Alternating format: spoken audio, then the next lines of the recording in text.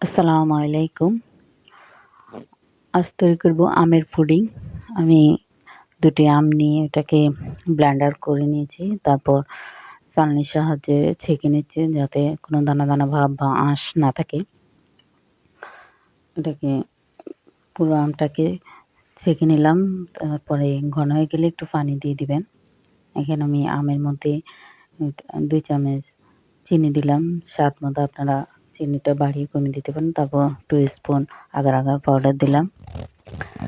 চিনি এবং agar agar পাউডারটা এটা ঠান্ডা অবস্থায় আগে মিশিয়ে নিতে হবে। তারপর চুলায় বসিয়ে এটাকে ভালোভাবে জাল করে নিয়ে যেমন একটা জেলি, জেলি টাইপের হয়ে আসা পর্যন্ত এটাকে জাল করে নিতে হবে এবং অনবরত নাড়তে হবে যাতে এটা দলা না পাকে বা ভালোভাবে এটা নিচে দিয়ে তাহলে লেগে যেতে পারে পাতিলের নিচে।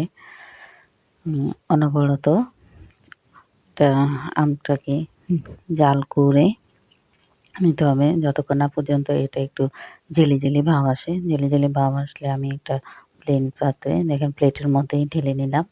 ঢেলে 10 মিনিট একটু ঠান্ডা করে এটাকে আমি ফ্রিজে রেখেছি।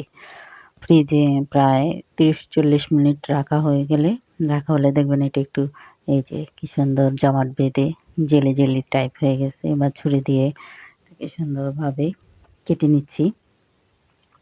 দেখেন ছোট, ছোট টুকরো করে পিস, পিস করে নিলাম।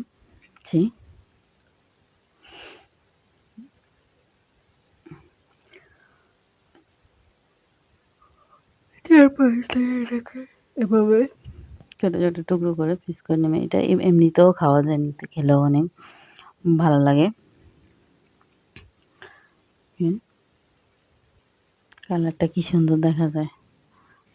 মোবাইলের ভিতরে আসলে ক্যামেরার কারণে একবার এক কালার আসে। যে ছোট, ছোট পিস। আপনারা ইচ্ছে করলে বাসায় এখন আমের সিজন এরকম একটা আমের পুডিং তৈরি করে অবশ্যই খেতে পারেন। তারপর আমি দুধ নিলাম। আমি 2 কাপ পরিমাণ দুধ নিয়েছি। তার মধ্যে 2 স্পুন আগার আগার পাউডার দিলাম। তারপর চিনি দিলাম। স্বাদ মতো চিনি দেবেন। আপনাদের যে যেরকম মিষ্টি খান, যারা মিষ্টি বেশি পছন্দ করেন তারা মিষ্টিটা বাড়িয়ে দেবেন। আবার যারা কম পছন্দ করেন তারা কম দিবেন। এটা যার, যার নিজের রুচি মতো।